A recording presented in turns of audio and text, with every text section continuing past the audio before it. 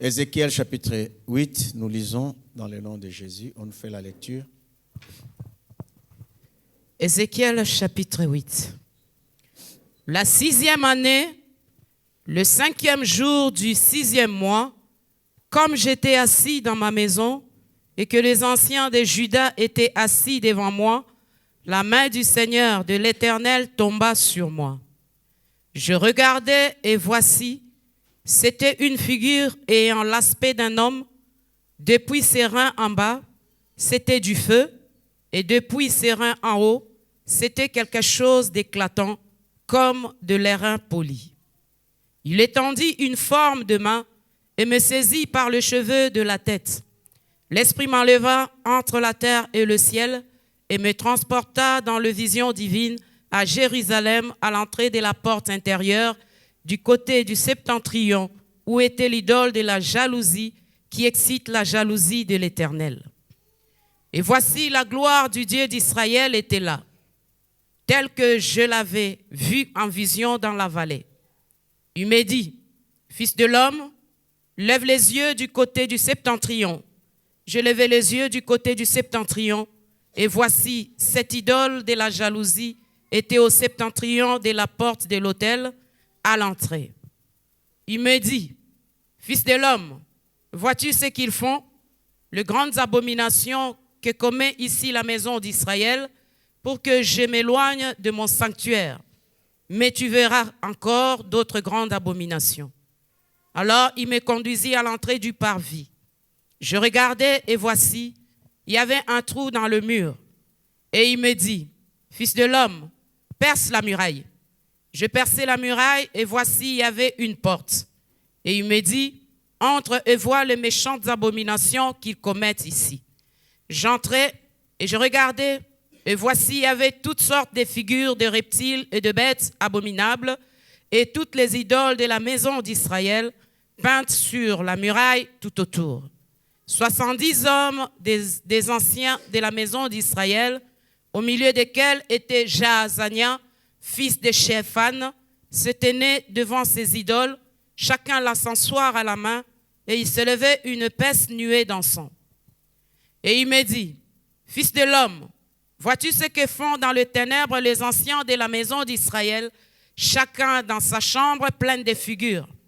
Car ils disent, l'Éternel ne nous voit pas, l'Éternel a abandonné le pays. » Et il me dit, « Tu verras encore d'autres grandes abominations qu'ils commettent. » Et il me conduisit à l'entrée de la porte de la maison de l'Éternel, du côté du septentrion. Et voici, il y avait là des femmes assises qui pleuraient Tammuz. Et il me dit, « Vois-tu, fils de l'homme, tu verras encore d'autres abominations plus grandes que celle-ci. » Que celle-là plutôt. Et il me conduisit dans le parvis intérieur de la maison de l'Éternel. Et voici, à l'entrée du temple de l'Éternel, entre les portiques et l'autel, il y avait environ 25 hommes tournant le dos au temple de l'Éternel et le visage vers l'Orient. Et ils se prosternaient à l'Orient devant le soleil. Et il me dit, « Vois-tu, fils de l'homme, est-ce trop peu pour la maison de Juda de commettre les abominations qu'ils commettent ici?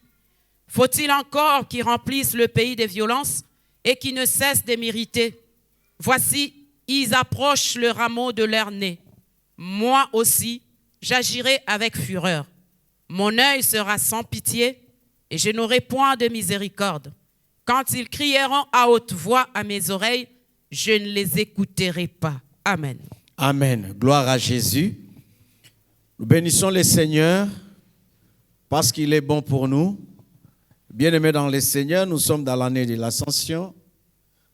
Mais le pourquoi Dieu nous donne ces textes, lui seul en tant que Seigneur le sait. C'est pourquoi je demande que le Saint-Esprit de Dieu puisse m'inspirer pour donner la pensée de Dieu par rapport à ces chapitres que nous venons de lire. Bien-aimés dans le Seigneur, la Bible commence par la 6e année, le 5e jour du 6e mois, la 6e année. Bien-aimés dans le Seigneur, J'avais prêché les dimanches derniers en disant les temps aussi comptent pour Dieu. L'année aussi, c'est important. Parce qu'il y en a qui ont tendance à dire non, les années ne servent à rien, 2026 ne changera rien. Bien-aimés dans le Seigneur, à chaque saison, Dieu fait toujours quelque chose. À chaque saison, il y a des événements qui se déroulent. C'est pourquoi Dieu, quand il a rencontré Abraham, il a dit à Abraham, à la même époque, l'année prochaine, je reviendrai et Sarah aura un fils. Et bien aimé dans le Seigneur, c'est Dieu qui a séparé les mois. C'est Dieu qui a séparé les jours. C'est Dieu qui a séparé les années. C'est très important. Et bien aimé dans le Seigneur, si dans ta vie tu dis que non, même en 2026, ça ne changera rien, et rien ne changera dans ta vie.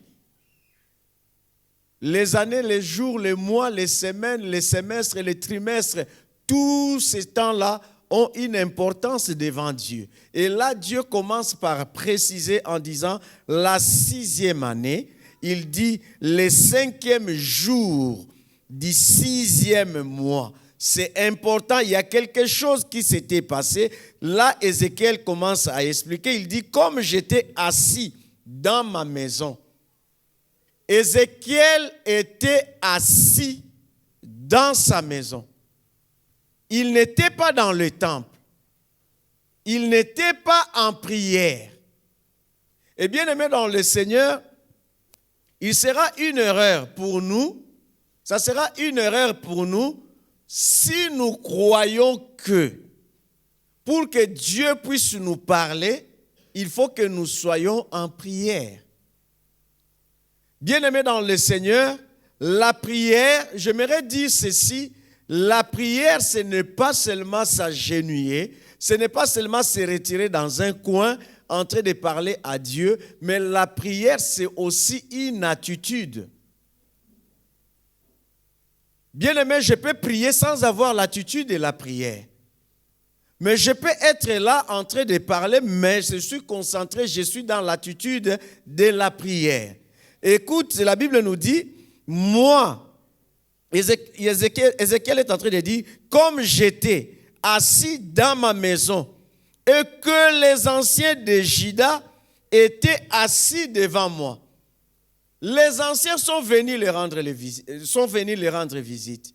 Ils étaient là devant le prophète Ézéchiel.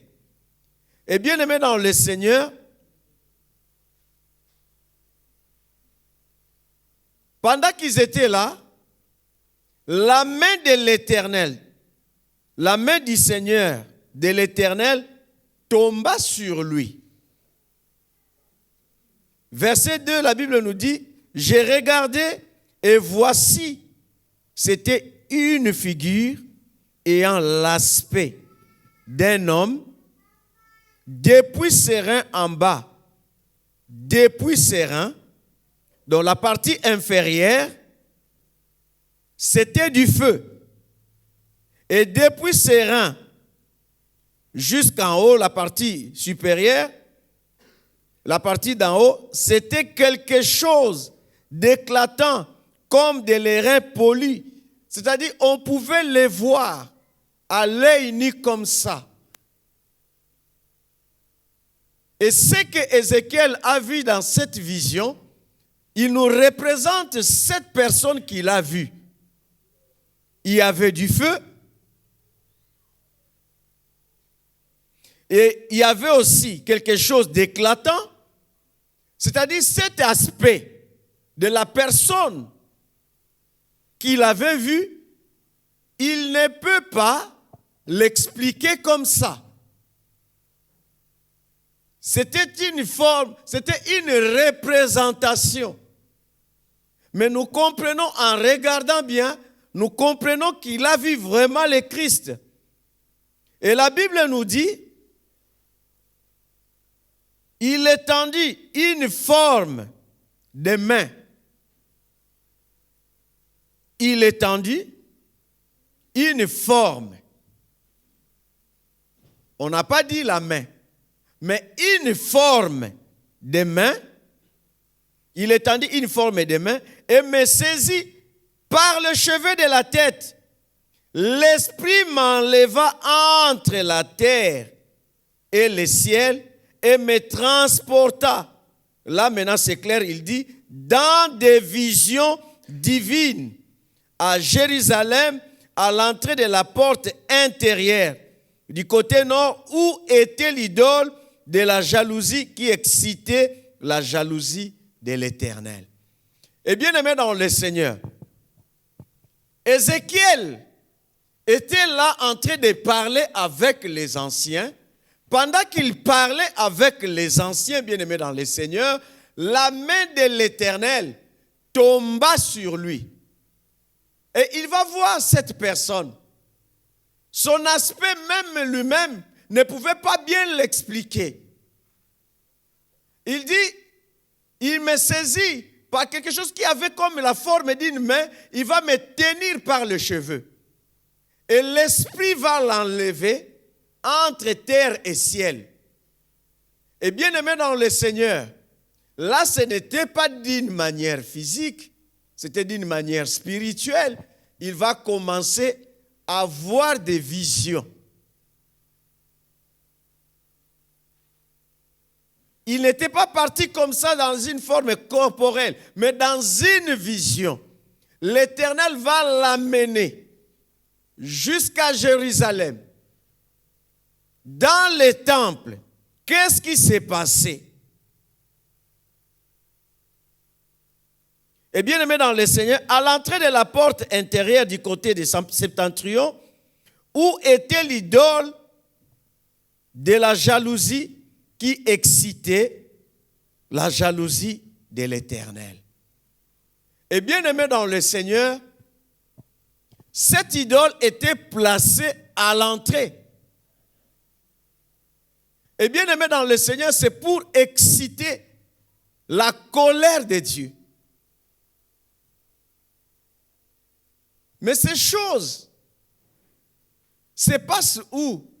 Dans les temples, dans la maison de Dieu, là où Dieu devait être loué, là où Dieu devait être adoré, là où on devait servir Dieu, là où on devait offrir pour Dieu.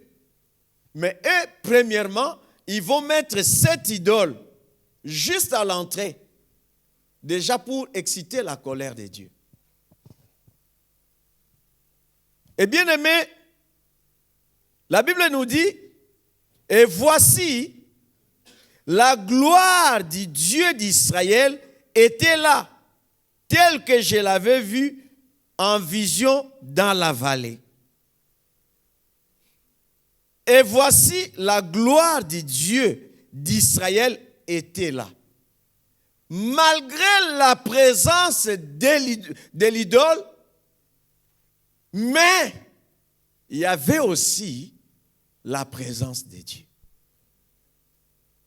Dans les temples où ils ont amené une idole,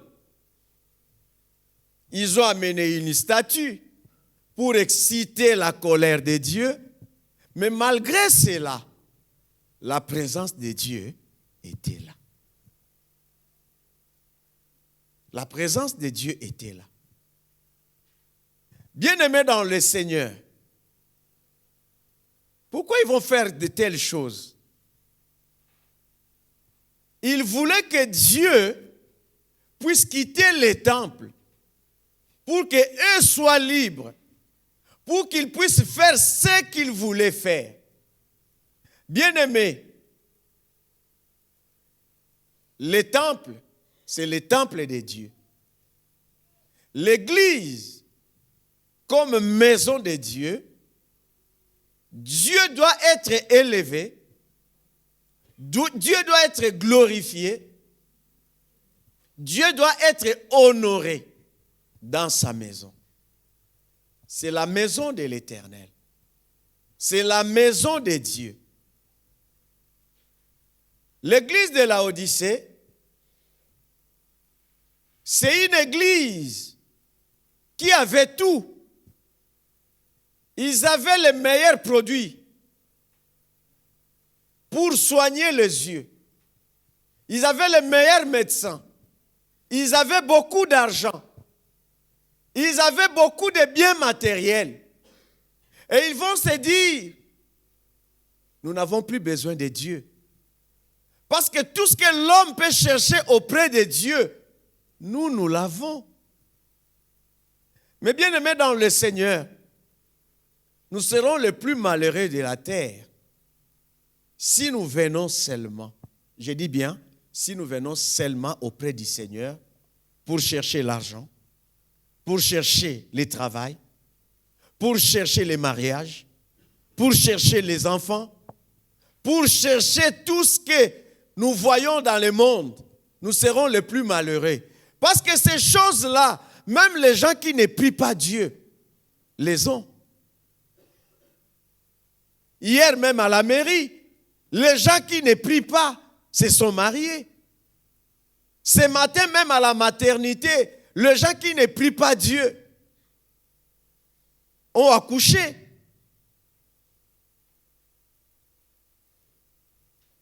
Et bien aimés dans le Seigneur, les gens qui ne prient même pas Dieu, qui font les fétiches, hier ils ont gagné les matchs. Mais la Bible nous dit que servirait à l'homme de gagner tout ce monde s'il perdait son âme. La Bible nous dit, cherchez premièrement le royaume de Dieu et sa justice, et le reste vous sera donné par-dessus. Tout. Nous venons d'abord pour le royaume. Nous venons d'abord pour le Seigneur. Et Dieu, en tant qu'un bon Père, il sait de quoi nous avons besoin. Parce qu'il dit, il ne nous donne pas la pierre à la place des pains.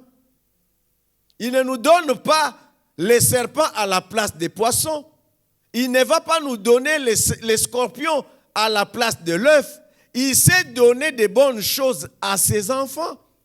Dieu sait de quoi tu as besoin, mais ce que Dieu veut, que tu puisses d'abord te consacrer à lui, de chercher d'abord son royaume, cherche d'abord à sauver ton âme, parce que tu peux gagner tous les biens de ce monde et perdre ton âme. Et bien aimé dans le Seigneur, heureusement, la gloire de Dieu n'était pas encore partie. La gloire de Dieu était encore dans les temples. Ces choses que Ézéchiel est en train de voir, il les voit dans une vision. Mais ce sont des choses qui se passent en vrai dans les temples. Et bien aimé dans le Seigneur, avec les yeux physiques, tu ne peux pas voir ces choses.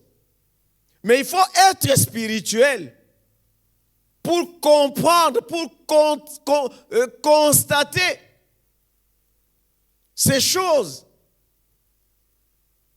D'une manière physique, Ézéchiel ne pouvait pas voir ces choses. Ézéchiel ne pouvait pas comprendre ces choses. Il fallait que la main de Dieu soit sur lui. Il fallait que le Saint-Esprit puisse le transporter, l'amener en esprit pour qu'il puisse voir ces choses. Et ces choses-là, il les voyait dans une vision. C'est pourquoi l'Église, nous avons aussi besoin des dons de l'Esprit pour comprendre les choses spirituelles. Avec l'intelligence humaine, on ne peut pas comprendre les choses de l'Esprit.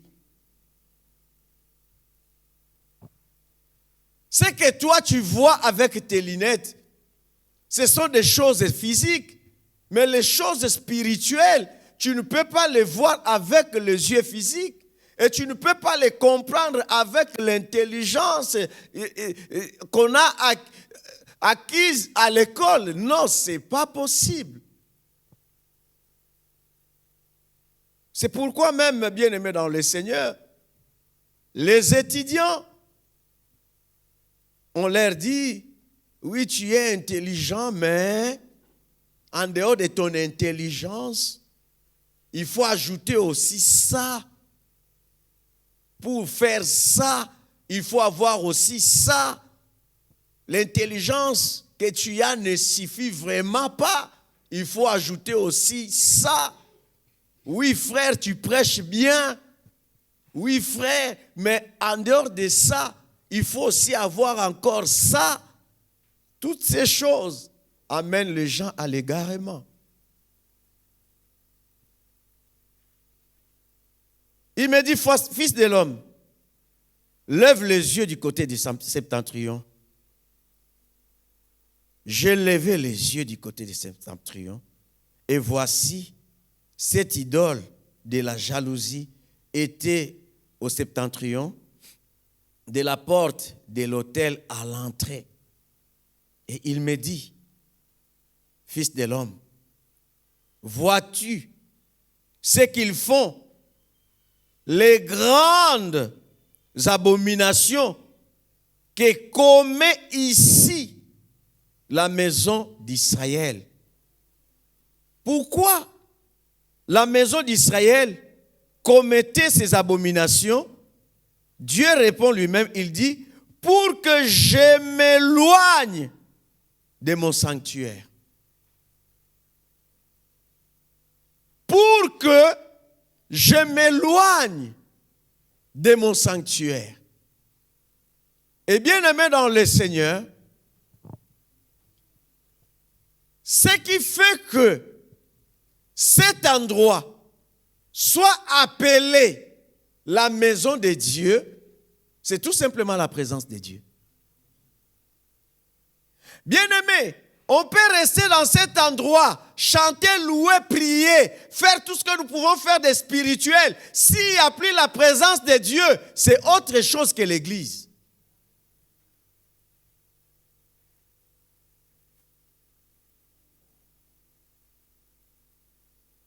Et bien aimé, s'il n'y a pas la présence de Dieu, ça sera un rassemblement comme tout autre rassemblement du monde. La différence, ce qui marque la différence, c'est la présence de Dieu.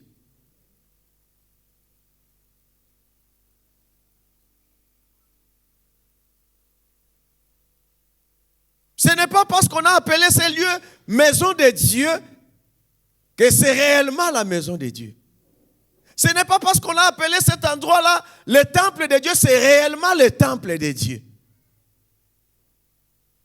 Appelez temple, appelez maison de Dieu, donnez toutes les appellations. S'il n'y a pas la présence de Dieu, ce n'est pas l'église de Jésus-Christ. Et il commettait ces abominations, pourquoi? Pour que je m'éloigne de mon sanctuaire. Le sanctuaire, c'est le lieu de rencontre entre Dieu et son peuple.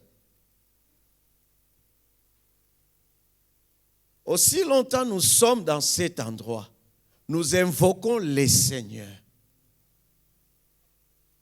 Bien-aimé dans le Seigneur, c'est le sanctuaire de Dieu. Si le soir, nous disons que non, nous avons besoin d'argent, ça sera le culte le matin, le soir, ceux qui veulent organiser leurs anniversaires, leurs soirées, leurs ceci, leurs cela, ils peuvent louer cet endroit. Et bien aimé dans le Seigneur, ça ne sera plus le sanctuaire de Dieu.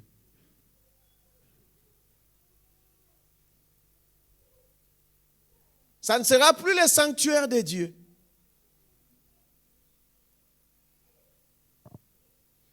C'est pourquoi j'ai toujours l'habitude de dire aux musiciens, faites attention à ce que vous amenez enseigner comme instrument. Faites attention.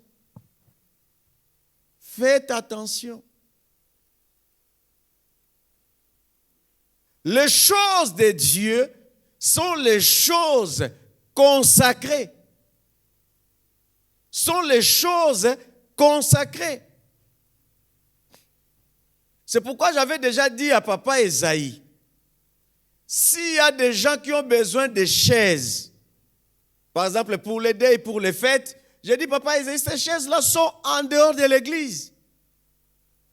Ce ne sont pas les choses du temple que nous allons déplacer pour amener dans le lieu de deuil, faire n'importe quoi avec ça. Faisons très attention. Il y a des choses que nous pouvons faire par ignorance. Cela peut éloigner la présence de Dieu. Tu dois comprendre, même ta maison, même ton appartement, c'est le sanctuaire de Dieu. C'est le sanctuaire de Dieu. Les gens y croient que la présence de Dieu, c'est seulement dans les temples. Même dans ta maison, ton appartement, c'est le lieu de rencontre aussi entre toi et Dieu. C'est le lieu où toi tu pries l'Éternel. Mais quand tu fais le mélange dans ton appartement, dans ta maison, tu vois que comme si Dieu n'est pas là. Oui, je peux faire rentrer la musique de Fali. Oui, je peux faire rentrer la musique de Céline Dion. Oui, je peux faire rentrer Rihanna. C'est toi, bien-aimé. Tu fais tout pour chasser la présence de Dieu de ta maison.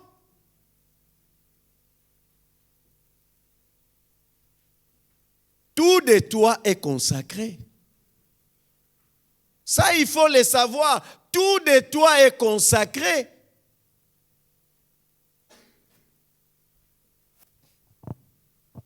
Des fois, il y a des gens, on prend les choses à la légère. On prend les choses à la légère. Bien-aimé, premièrement, moi, je voulais venir en Europe pour jouer au foot. Et qu'est-ce qui a fait que j'arrête le foot? Il y a des choses, tu ne peux pas les partager avec une autre personne.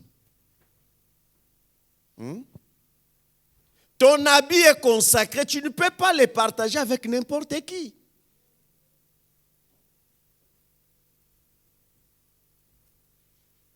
Il y a des objets qui doivent être personnels. Personnels pour toi.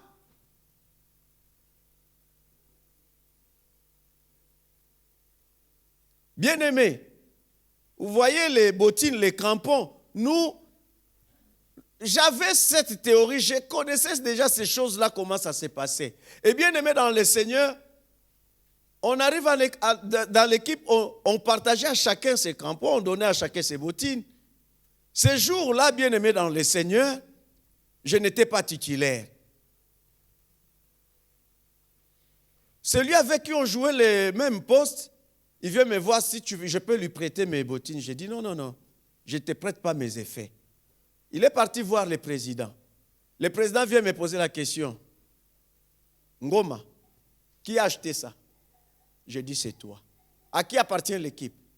À toi. Alors, donne-lui les bottines. Bien aimé, je lui ai donné les bottines.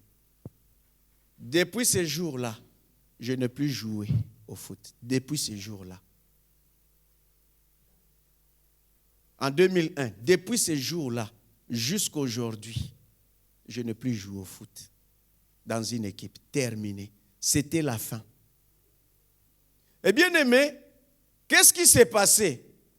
Quand j'arrivais à l'entraînement, bien aimé dans le Seigneur, quand j'arrivais à l'entraînement, j'étais bien. Je peux me changer. Dès que je mets les pieds sur le terrain, bien aimé, c'est comme si j'avais une aiguille dans les talons. Je n'arrivais plus à marcher. Je marchais comme ça. Je ne pouvais plus courir. Mais partout où je peux aller, je peux courir comme je veux. Et c'était la fin. Je n'ai plus joué. Je n'ai plus joué. Des fois, il faut savoir, même les biens que tu as, tes biens à toi sont consacrés. L'envie, bien-aimé, l'envie. Toi, tu vois quelqu'un porter la blouse. Et c'est joli, tu peux me la donner. Tu portes. Tu sais qu'est-ce que tu portes? Tout ce que tu vois, bien-aimé, tu as un cœur envieux. Tu ne veux pas voir quelqu'un porter la chose. Donne-moi. Il faut que ça soit pour moi. Bien-aimé, même quand tu rentres dans un magasin, il y a des gens les occultistes, ils sont plus éveillés que nous. Hein? Toi, tu rentres. Lui, il vient avant toi. Il te précède. Il prend l'habit là, il l'essaye. Il le laisse. Il sait qu'une autre personne viendra l'essayer. Et toi, tu viens, tu portes seulement l'habit que tu as essayé dans les magasins. Tu ne sais pas ce que tu as porté dans ton corps. La chaussure que tu l'as juste essayée, tu ne sais pas qui l'a essayé avant toi. Quand l'apôtre Paul est en train de dire aux chrétiens de Thessalonique, priez sans cesse, il sait les pourquoi. Il sait les pourquoi. Bien-aimé dans le Seigneur, j'arrive dans la maison d'une maman. Bien-aimé, excusez-moi de le dire, j'avais déjà donné ce témoignage ici. Elle met les assiettes pour que nous puissions manger. Dieu m'ouvre les yeux. Je regarde les assiettes de tout le monde. Il n'y avait rien. Je regarde sur mon assiette, il n'y avait encore rien. Il y avait les excréments sur mon assiette.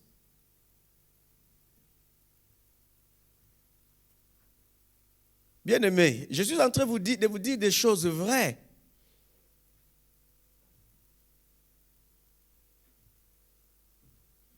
J'ai commencé à intercéder. J'ai prié. J'ai prié. J'ai prié. À un certain moment, j'ai vu que mon assiette était normale. Je vais parler en code. Hein? J'ai vu que mon assiette était normale. Elle a servi à manger. Ah, pasteur, tu peux manger? J'ai dit, ok. J'ai mangé. À l'époque, je travaillais à Paris. J'ai mangé, ok, il n'y a pas de souci. Elle savait très bien que j'ai travaillé à Paris. Et bien aimé, elle va me dire, là j'ai fini de manger chez elle quelques semaines après, pendant que j'étais à Paris, elle va dire, pasteur, vraiment, j'ai un sérieux problème. Un sérieux problème. J'aimerais que ça soit vraiment, parce que j'ai confiance en elle. Cette chose-là, j'aimerais pas que ça soit connu par toute l'Église. J'aimerais que ça soit ta femme qui vienne prier parce que je la trouve vraiment, elle a vraiment la puissance qu'elle vienne prier pour moi. Ok. J'ai dit, ok maman, je vais lui dire, elle viendra prier pour toi. En tout cas, parce qu'il faut que ça soit ce soir. Ok. J'ai appelé ma femme, je lui dis, tu vas aller prier là-bas. Elle dit, non, je ne vais pas y aller. J'ai dit, fais ce que je te demande. J'ai rappelé la maman. J'ai dit, oui, ma femme viendra à telle heure. Ok. J'ai prié le Seigneur. Elle était surprise. Moi, j'ai travaillé à Paris. J'ai dit à mon chef, il y a une urgence au Mans, je dois rentrer maintenant. Le chef, sans hésitation, il m'a dit, tu peux rentrer. Bien aimé, j'ai pris le train. J'ai pris le train. Je suis arrivé, j'ai dit à ma femme, on y va. On arrive, on a sonné, elle a ouvert la porte, elle a vu ma femme. Ah, maman, que Dieu soit loué. Et moi, j'étais derrière. Elle était découragée. Découragée. Ma femme, elle est la témoin. Bien-aimé, on a commencé la prière. Je n'ai jamais vu quelqu'un courir à genoux. Bien-aimée, elle était comme ça. Elle a commencé à courir. Elle cherchait par quelle porte sortir. J'ai dit, tu ne sors pas. Tu vas rester là. Ma femme est là, témoin. À la fin, je lui ai dit, tu vois comment les gens nous piègent. Maintenant, qu'est-ce qu'elle voulait? Qu'est-ce qu'elle cherchait? La vie est compliquée. Pour les choses spirituelles, il faut être spirituel.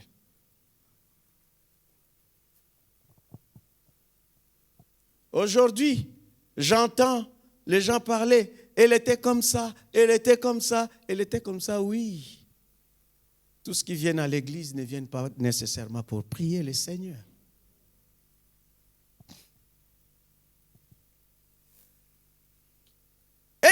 fils de l'homme, vois-tu ce qu'ils font, les grandes abominations que commet ici la maison d'Israël, pour que je m'éloigne de mon sanctuaire. Pour que je m'éloigne de mon sanctuaire. C'est le sanctuaire de Dieu. C'est le lieu saint pour Dieu. Mais les gens veulent chasser Dieu de son église. C'est comme l'église de Laodicée. L'église, c'est l'église de Jésus-Christ. Souvent, nous avons tendance à dire, voici, je me tiens à la porte et je frappe. Si quelqu'un entend ma voix et ouvre la porte, j'entrerai chez lui. Mais bien aimé, Jésus, qui a dit à Pierre,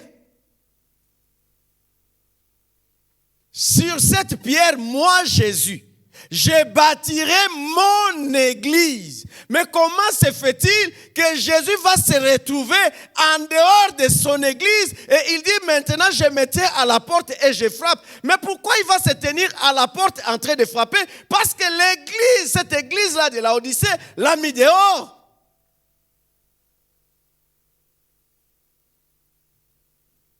Quand je lis ce passage, j'ai dit, oh Seigneur, aide-nous. Est-ce qu'aujourd'hui Jésus est encore dans son église? Ou on a mis Jésus en dehors? À chaque fois, bien-aimés dans le Seigneur, que nous allons nous préoccuper pour des choses qui ne donnent pas gloire à Dieu, c'est comme si nous sommes en train de chasser Dieu de sa maison. Est-ce que Dieu est encore dans ta maison? C'est dans ta maison où tu commets toutes les abominations.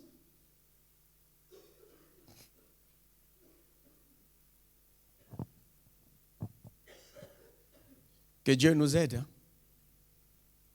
Ce n'est pas simple. Ce n'est pas facile. Ici, tu pries. Mais qu'est-ce que tu fais dans ta maison? Ici, c'est les louanges de Dieu. Mais dans ta maison, c'est qui règne là-bas? Ce n'est pas Shakira?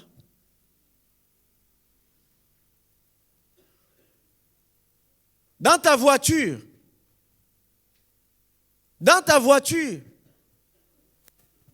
c'est qui règne? Toi-même, tu sais. Quand tu amènes les pasteurs dans ta voiture, tu mets les chants chrétiens. Mais si c'est entre vous, c'est le Ngwasuma.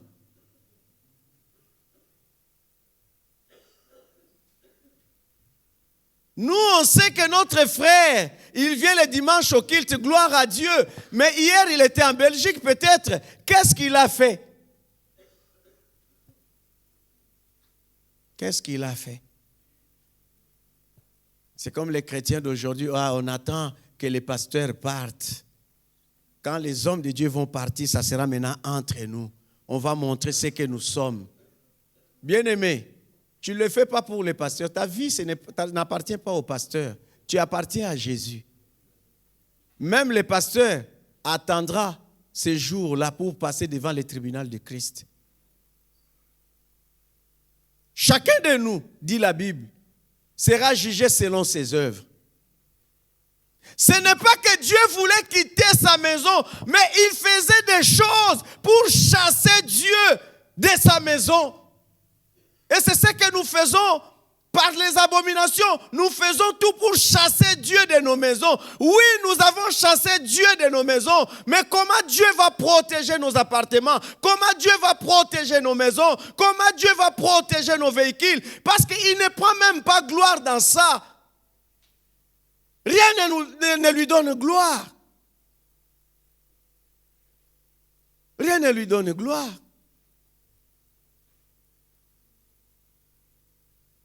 Bien-aimé, si tu es chrétien, reste chrétien.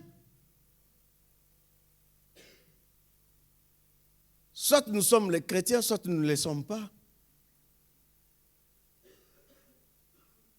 C'est nous-mêmes qui chassons la présence de Dieu dans nos maisons. C'est nous-mêmes. C'est nous-mêmes, mes bien-aimés. Nous-mêmes. Comment veux-tu que Dieu puisse agir? Dans la même maison, il y a le monde. Dans la même maison, tu réclames encore Dieu. Comment Dieu va écouter nos prières? Tu viens à l'église, tu pries Dieu, mais tu te dis à la fin du culte, c'est là où je vais régler mes comptes. Mais quel Dieu tu es venu prier? Venez à moi, dit Jésus, vous tous qui êtes chargés et fatigués, je vous donnerai du repos. Nous déposons nos fardeaux aux pieds de Jésus. Malheureusement, l'église est devenue le lieu du rendez-vous. Ok, comme je ne peux pas voir Étienne chez lui à la maison, je l'attends à la fin du culte. C'est là où on va parler. Non, tu n'es pas venu adorer Dieu. Tu n'es pas venu adorer Dieu. Tu es venu te promener. Je suis désolé de te le dire. Tu es venu te promener. Tu es venu te promener. Bien-aimé, si c'est le dimanche où vous vous donnez rendez-vous, c'est là où vous allez régler vos problèmes. Je vous le dis aujourd'hui. N'occupez même pas cet endroit-là. N'occupez même pas les codymes. S'il vous plaît. Allez arranger vos histoires en dehors de l'église. Soit donnez-vous rendez-vous le samedi, pas après le culte. Mais tu viens, la Bible dit déposez, déchargez-vous sur lui de tous vos soucis. Venez à moi, vous tous qui êtes chargés, fatigués. Donc pendant tous les cultes, toi tu étais toujours chargé. Jusqu'à la fin du culte, tu es toujours chargé. Et à la fin du culte, tu sors énervé. Prêt même à tabasser les pasteurs. Mais qu'est-ce que tu es venu faire, mon frère? Vous savez, il y a des petites choses qui font que la présence de Dieu s'éloigne du temple. Je parle, mais c'est comme si les gens ne m'écoutent pas. Karen, si tu sais que tu as des problèmes avec Nephtali, ne montez pas ici ensemble. Oh non, nous allons chanter. Non! Vous amenez le fait étranger au milieu de vos frères. C'est juste un exemple que j'ai donné.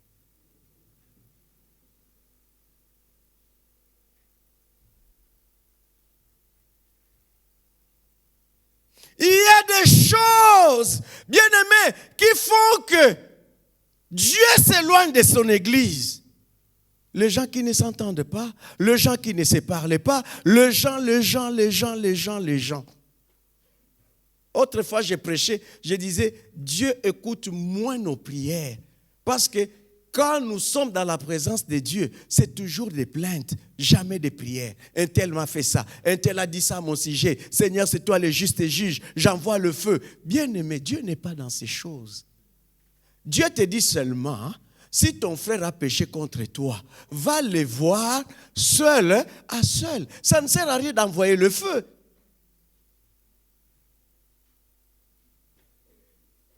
Nous comprenons l'évangile ou nous ne comprenons pas l'évangile. Ces choses-là, c'est ce qu'on appelle l'idolâtrie. C'est un autre Dieu à la place du Dieu Tout-Puissant. Débarrassons-nous de ces choses pour que la présence de Dieu soit réelle. Que ta présence à Dieu, que ta présence à moi devienne réelle. Mais cette présence ne deviendra pas réelle avec un cœur rancunier. Avec un cœur plein de jalousie. Comment tu veux que la présence de Dieu devienne réelle? Moi, je vous dis, la présence de Dieu ne quittera pas cet endroit. Faites ce que vous voulez, mais la présence de Dieu ne quittera pas cet endroit au nom de Jésus. Si vous avez vos conflits, allez régler ça ailleurs. Oh, comme un tel prie là-bas, moi je ne viendrai pas prier. Oh, ne viens pas, merci. C'est un conflit de moins.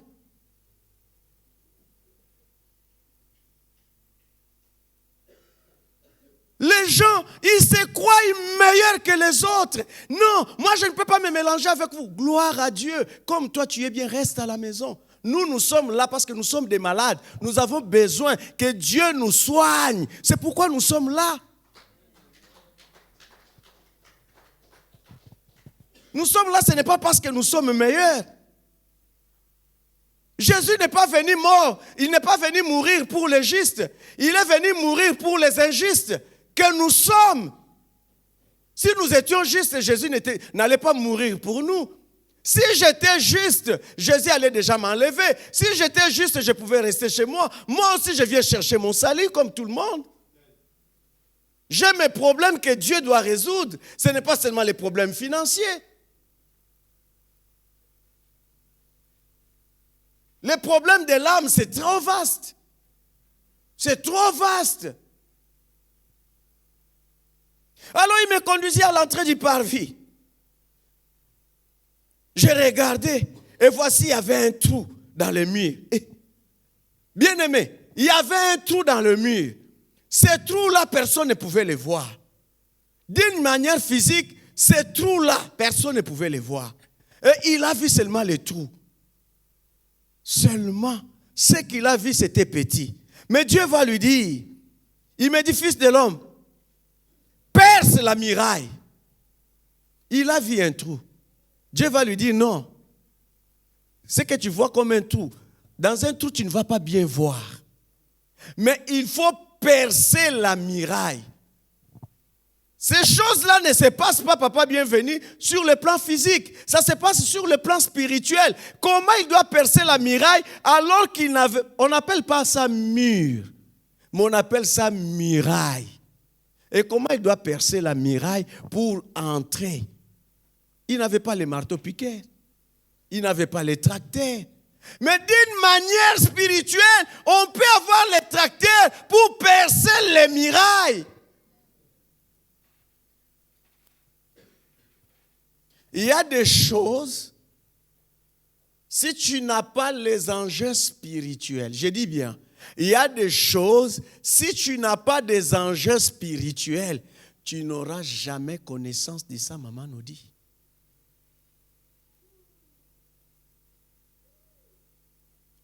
Il va lui dire, hein, pour voir ce qui se passe à l'intérieur, il faut percer la muraille. Dans un trou, tu ne verras pas bien.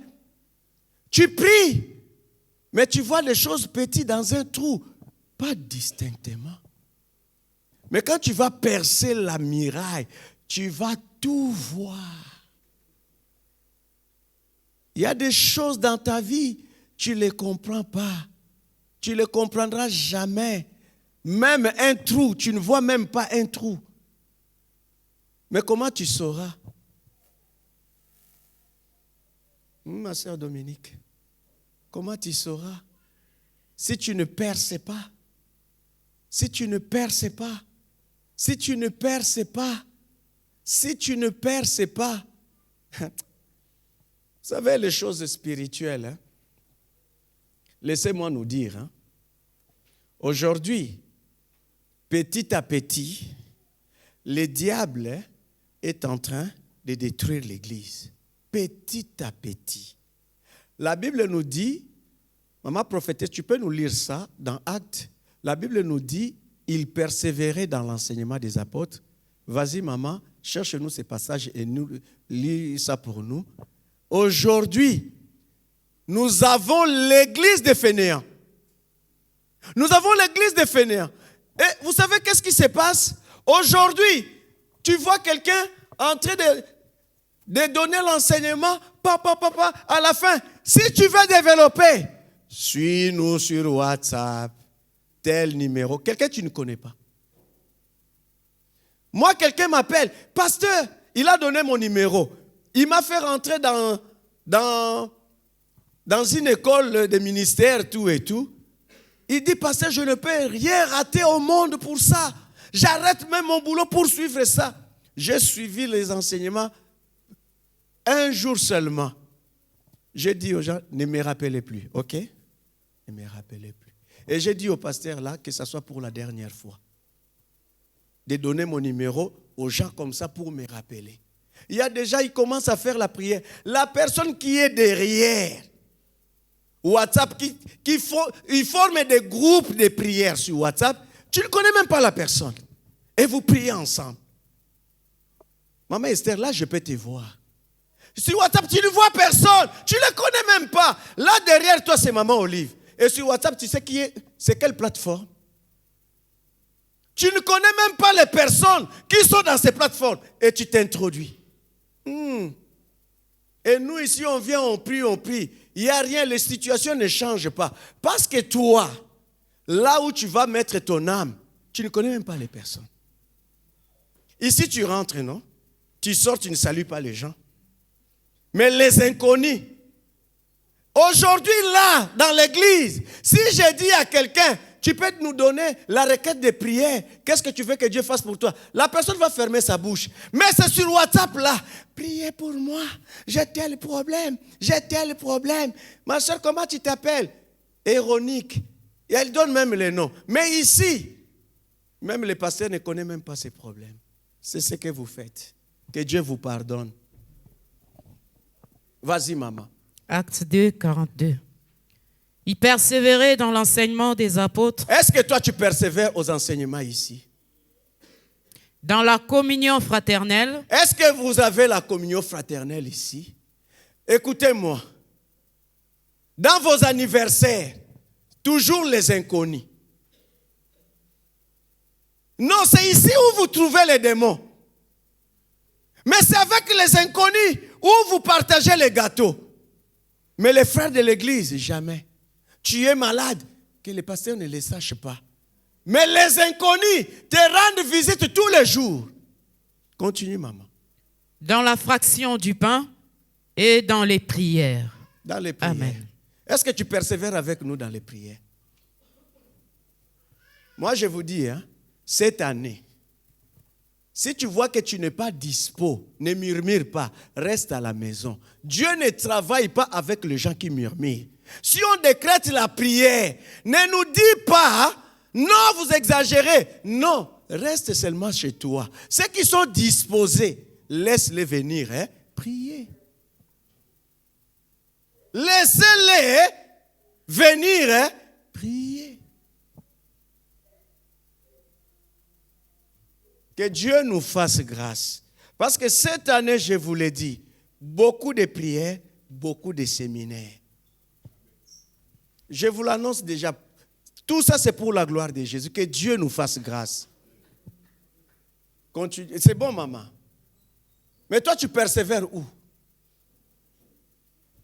Tu persévères où?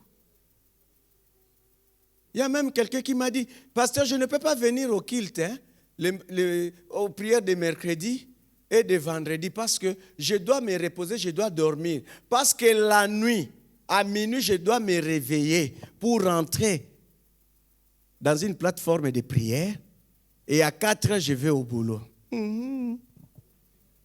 Gloire à Jésus.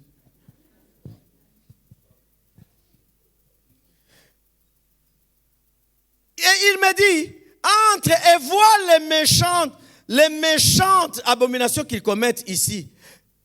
J'entrais et je regardais et voici, il y avait toutes sortes de figures, de reptiles et de bêtes abominables. Là, il a déjà percé. S'il n'avait pas percé la muraille, toutes ces choses, il n'allait pas les voir. Maman, dans ta famille, il se passe des choses. Aussi longtemps que tu n'as pas percé la muraille, ces choses-là, tu ne les sauras pas. Pourquoi tu n'enfantes pas? Tu le sais?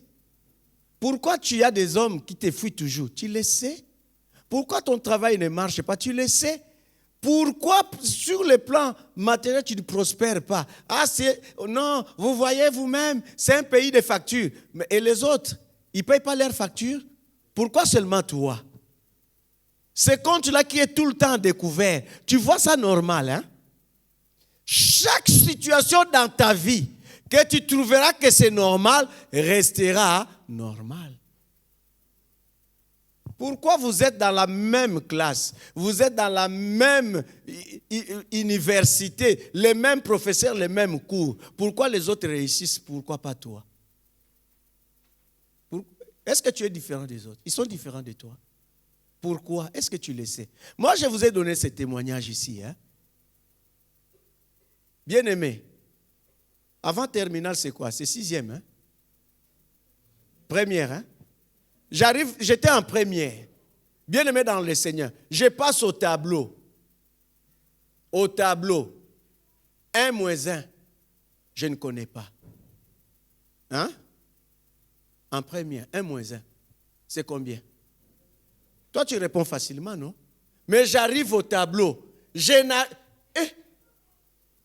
Le professeur me dit, Mungu, c'est sérieux ou pas? J'ai dit, je ne sais pas. Je ne connais pas. Le professeur était dépassé. Effectivement, il était dépassé.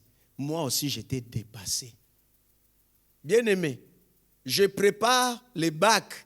Je vois les antilopes sauter sur mon syllabus. Vous n'avez pas encore vu des choses, hein? Les antilopes sautaient sur mon syllabus. J'ai sauté. Seigneur, c'est quoi? Bien-aimé, j'ai eu mon bac par grâce. Moi, je ne sais pas.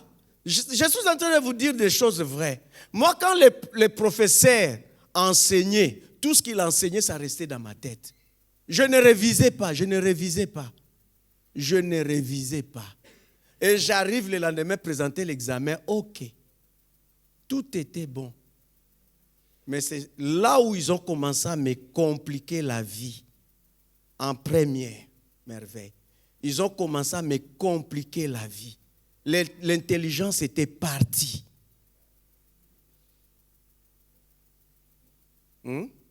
Ma soeur, elle est là. On m'appelait le plus intelligent de la maison. Mais l'intelligence est partie. On m'a volé ça comme ça. Moi, je vous dis, toute chose que tu verras normale restera normale dans ta vie. Mais si tu commences à comprendre que ça, ce n'est pas normal, tu vas t'élever. Il y a des choses, tu ne peux pas voir au-delà du voile aussi longtemps que la muraille n'est pas encore percée. Il faut percer la muraille. Il faut percer la muraille. La vie de prière fera que les murailles tombent. La vie de louange et d'adoration fera que les murailles tombent. Ce n'est pas en restant chez toi, ce n'est pas en dormant. Il y a des choses que tu ne peux pas voir, tu ne peux pas comprendre, parce qu'il y a une muraille qui t'empêche de voir ce qui se passe de l'autre côté. Même à l'église. Moi, quand je vois l'église, franchement, les gens, quand ils regardent, ils disent « Waouh !» Mais moi, je sais ce que Dieu a dit par rapport à cette église. Il faut percer la muraille pour voir les choses qui se passent au-delà.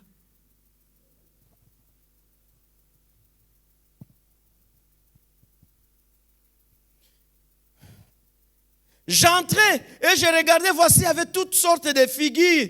Bien-aimés, il y a beaucoup de chrétiens. Ils sont là en train de prier. Mais ils ont ce qu'on appelle les totems. Vous avez encore des totems. Des animaux que vous considérez sacrés. Un chrétien qui dit, moi je ne mange pas les poissons parce que ça fait partie de notre totem. C'est comme si c'est les poissons qui protégeaient sa vie. Pourquoi tu ne manges pas tel animal? Mais tu es chrétien. Parce que c'est sacré dans ta famille, non? On t'a dit c'est notre totem. Mais on ne t'a pas expliqué pourquoi vous ne mangez pas les poissons. On te dit seulement c'est votre totem. Oui, parce que si tu manges les poissons, regarde ce qui va t'arriver. Tout simplement parce que vos vies sont cachées dans les poissons, soit disant que c'est les poissons-là qui protègent vos vies. Tu es chrétien. Est-ce que ta vie est entre les mains de Jésus?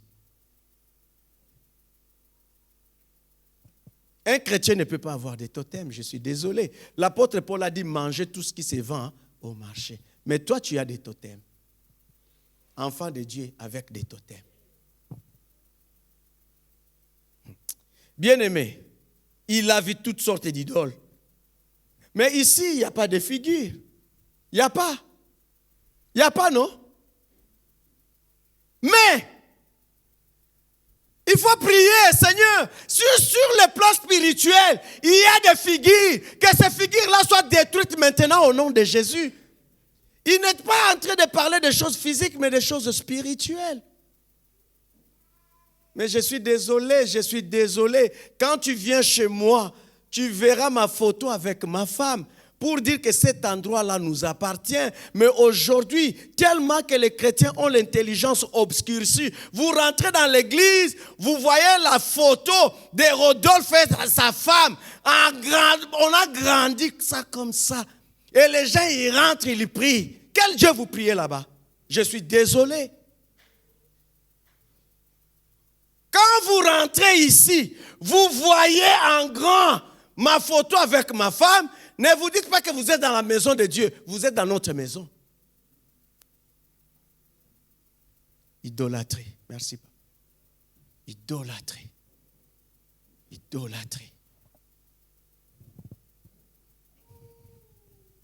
Et bien aimé, j'entrais. Il a vu toutes sortes de figures. Vous-même représentez vos figures. Bien aimé.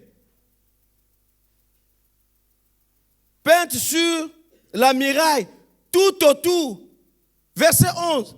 70 hommes, des anciens de la maison d'Israël, au milieu desquels était Jazagne, fils de Shaphan, se tenait devant ses idoles, chacun l'ascensoir à la main, et il s'élevait une épaisse nuée d'encens.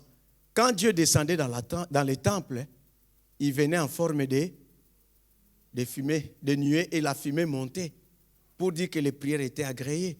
Ils adressaient plus leurs prières à Dieu, ils adressaient leurs prières à leurs idoles. Bien-aimés dans le Seigneur, prions le vrai Dieu, s'il vous plaît. Vous savez, des fois, on peut faire monter les prières. On pense que c'est pour Dieu. Mais des fois, nous avons nos dieux dans nos cœurs. Nos dieux dans nos cœurs. La muraille, le cœur peut être une muraille. Pour voir ce qui se passe à l'intérieur, il faut percer pour voir ce qui se passe à l'intérieur. Et papa Isaïe, beaucoup ne sont pas ce qu'ils disent qu'ils sont. On utilise le nom de Jésus, mais quel Jésus? Ce n'est pas Jésus-Christ, fils de Marie. C'est autre Jésus. 70 anciens. Parmi eux était Jazagne. Il était chef. Qui est Jazagne? Son père, c'était qui? Son père était qui? Shaphan, son père. Shaphan, frère Étienne, c'était le fils de Shaphan. Shaphan était qui? Shaphan, c'est le temps de Josias. C'est celui qui a amené les réveils. C'est celui qui a amené la parole pour que les gens puissent tourner encore les regards vers Dieu. Mais regarde ce que son fils a fait. Jazagne.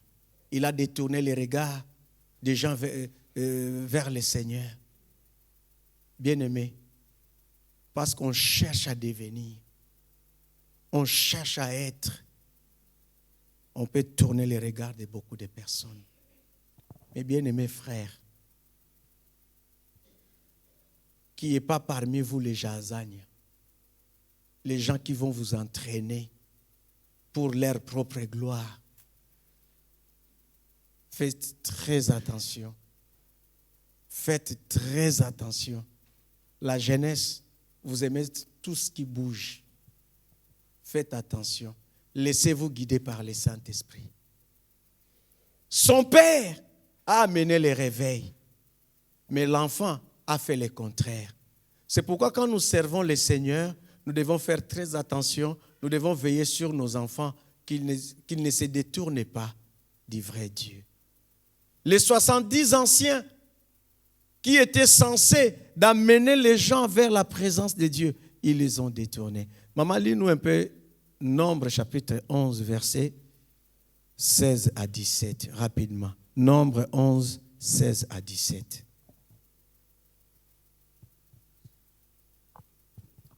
Nombre 11, 16 à 17.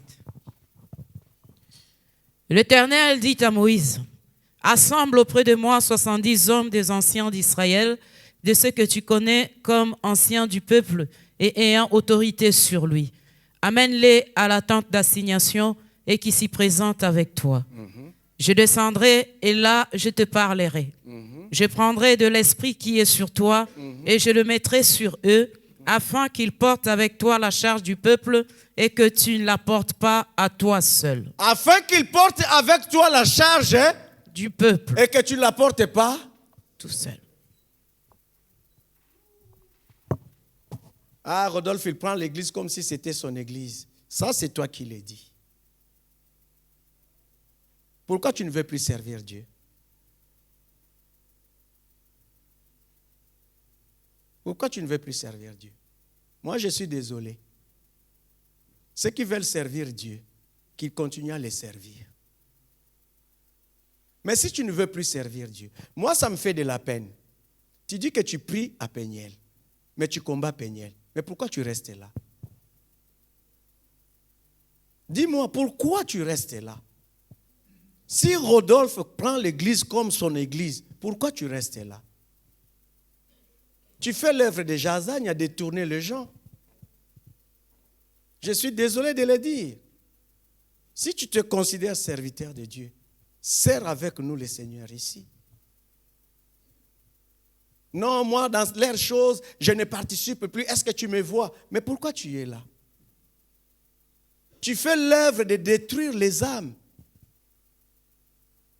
C'est comme je vous disais, nous avions une sœur.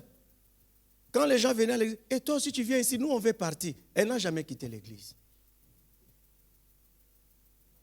Bien-aimé, l'œuvre, c'est pas l'œuvre de Rodolphe. Si toi tu penses combattre Rodolphe, tu combats Dieu lui-même.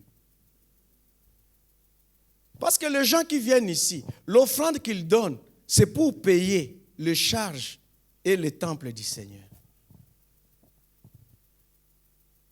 Et peuple, si quelqu'un vous dit ça, pose-lui la question, pourquoi tu restes? Pourquoi tu restes? Ne fais pas l'œuvre du diable dans la maison de Dieu. Quand Dieu a établi ses anciens, il a dit quoi? Pour qu'ils portent la charge avec toi. Mais pourquoi tu ne veux pas porter la charge de l'église? Ah, moi, j'ai déjà abandonné. Est-ce que tu me vois encore dans ces choses? J'ai déjà abandonné. Mais tu as déjà abandonné. Pourquoi tu es là? Pourquoi tu es là? Tu es en train de faire l'œuvre du diable. Si tu veux faire l'œuvre de Dieu, fais l'œuvre de Dieu. Je te parle non pas avec méchanceté, mais avec amour.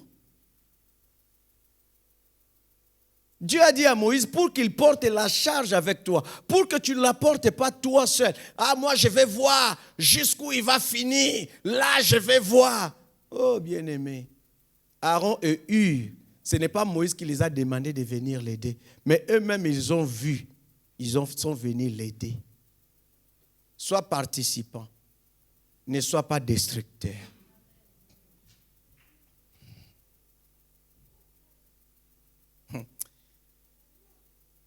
Quand ils montaient leur prière, écoutez verset 12, et il me dit, fils de l'homme, vois ce que font dans les ténèbres les anciens de la maison d'Israël, chacun dans sa chambre, et chacun dans sa chambre, plein de figuiers, dans sa chambre, dans le lieu secret.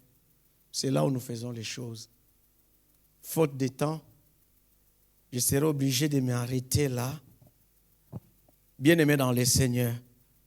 Car ils disent, l'Éternel ne nous voit pas. L'Éternel a abandonné les pays. L'Éternel ne nous voit pas. L'Éternel a abandonné les pays. Qui peut dire que l'Éternel ne les voit pas? Celui qui est omniprésent. Il est présent partout. Celui qui est omniscient. Celui qui connaît tout. Mais regarde, il disait, nous faisons, car Dieu ne nous voit pas. Dieu voit même dans les secrets. Eh, maman ange, Dieu est capable de lire ton cœur. Il est capable de lire mon cœur. On peut tromper les hommes, mais pas Dieu. Pas Dieu. Pas. Aujourd'hui, l'idolâtrie n'est pas seulement dans l'église. L'idolâtrie est dans le cœur de beaucoup de chrétiens. Tout ce que nous considérons plus grand que Dieu, ça peut être l'idolâtrie. Dieu t'a donné le mariage, il t'a béni pour que tu t'accroches encore plus à lui. Mais le mariage commence à t'éloigner de Dieu. Qu'est-ce que tu fais?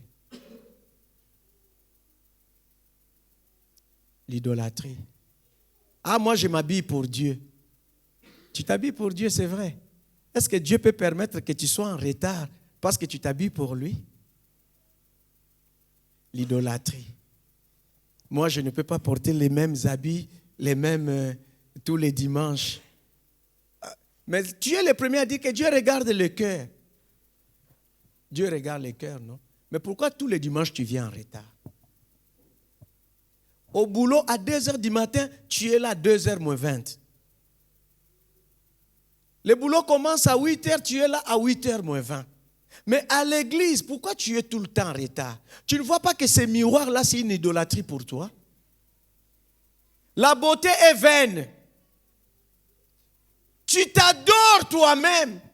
Tu adores les habits. C'est ce qui t'amène tout le temps en retard. Ah, parce que tu ne vois pas que j'ai des enfants. Mais ces enfants-là n'ont jamais été en retard à l'école. Seulement à l'église. C'est aussi une forme de l'idolâtrie. Tu aimeras le Seigneur ton Dieu de tout ton cœur, de toute ton âme et de toute ta pensée, de toute ta force. Réveillons-nous. De la même manière que tu cours pour aller au travail, de la même manière commence à courir pour venir adorer Dieu. Pourquoi ces enfants-là, nos enfants-là, jusqu'à 4h du matin, ils sont sur la play? C'est l'idolâtrie. Et tu les réveilles à 8h. Non, je dois encore dormir. Je suis fatigué. Parce que tu as joué toute la nuit. La play devient ton idole. Ton idole. Vous voyez tous nos enfants-là. Tous nos enfants-là. Il n'y a pas les démons qui les tracassent, qui font qu'ils ne soient plus intelligents. C'est le téléphone et la play. Quand toi tu penses qu'il dort, il ne dort pas. En train de jouer, il se lève fatigué. Mais toi tu es fatigué toute la nuit. Mais papa Freddy est là, docteur. Le sommeil de la nuit est différent du sommeil du jour. La nuit, Dieu a fait la nuit pour que tu te reposes. Mais toi, la nuit, tu joues. Tu vas aller à l'école, tu n'es pas en forme. Bien aimé, même moi, quand je viens prêcher et que je suis fatigué, même si tu es rempli du Saint-Esprit, tu ne donneras pas le meilleur. Comment veux-tu être intelligent? Tu pars à l'école fatigué. Tu pars à l'université fatigué. Tu vas au boulot fatigué. C'est pourquoi nous avons beaucoup de malades. Tu ne te reposes pas. La plaie est devenue ton idole. Tu joues toute la nuit. Et entre vous, Pasteur Yves, si tu vois nos enfants chez toi, à 1h du matin, il faut les chasser. Vous allez où, nos enfants? Vous allez où? Vous rentrez à la maison à 2h du matin. Vous étiez où? Vous étiez où? Un jour, on allait pleurer nos enfants. Ils ont fait l'accident à 2h du matin. Qu'est-ce que vous faites? Vous allez faire quoi? Recensons nos enfants. Combien ils mangent encore dans nos maisons? Combien ils mangent encore dans nos maisons? Je suis sérieux, je ne blague pas. Combien mangent encore dans leur maison? Moi, ma femme, des fois, elle dit, je ne prépare plus. Vous mangez où? Dites-nous si vous avez des copines qui préparent pour vous. Dites-les-nous qu'on les sache. On ne paye pas le loyer pour que vous veniez seulement dormir. Et vous l'avez sorti. Ça aussi, c'est une forme de l'idolâtrie.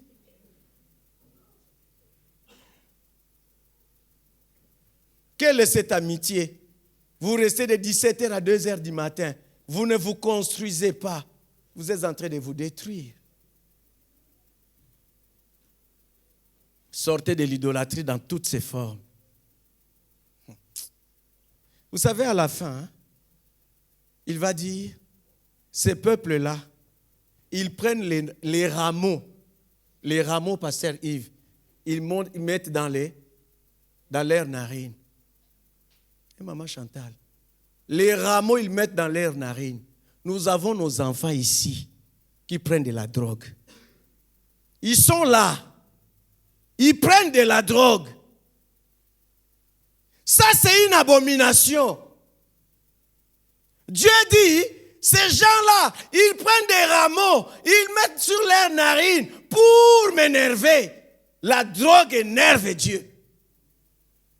Si tu les prends, c'est une abomination. Dieu ne tolère pas ça. Il y a même des musiciens chrétiens.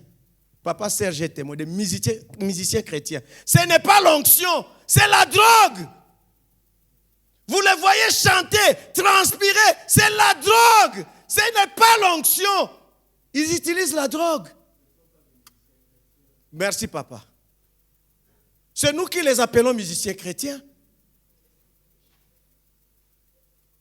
Ils chantent soi-disant pour Dieu, papa Élie. Ils prennent de la drogue. Et quand ils montent sur scène, ils vous voient comme des petits.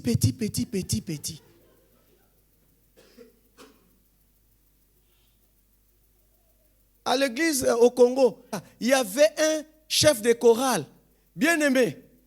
Quand c'était le moment maintenant de chanter, il faisait des gestes pas possibles. Un jour comme ça, Dieu a dit au pasteur, tourne un peu en dehors de l'église. Le pasteur est tourné. Il a vu avec la chambre en train de tourner dans un papier. Frère, qu'est-ce que tu fais? Non, pasteur, si je ne prends pas ça, je ne pourrai pas faire ce que je fais. Oh. Au lieu de le faire par l'esprit, toi, tu le fais par la drogue. Jeune homme, s'il te plaît, quand tu prends la drogue, Dieu te voit. Arrête. Arrête. Je ne le dis pas, soi-disant, on m'a dit, mais je te le dis au nom de Jésus. Arrête. Vous voyez chez nous, là où je suis à la gare, là, de l'autre côté, là où il y a la marche, la plupart des jeunes se retrouvent là-bas. Il n'y a que ça. Je vous le dis, il n'y a que ça. À ton âge, tu connais déjà le whisky. Tu ne prends même pas le whisky, tu prends au-dessus, au-delà. Jeune homme, pourquoi l'alcool? Pourquoi? Tu ne sais pas que ton corps est le temple du Saint-Esprit? Pourquoi? Dieu est en train de pleurer sur son temple. Il n'y a plus sa présence. Je n'ai pas fini, je reviendrai un jour sur ça. Que Dieu nous aide. Notre corps est le temple du Saint-Esprit.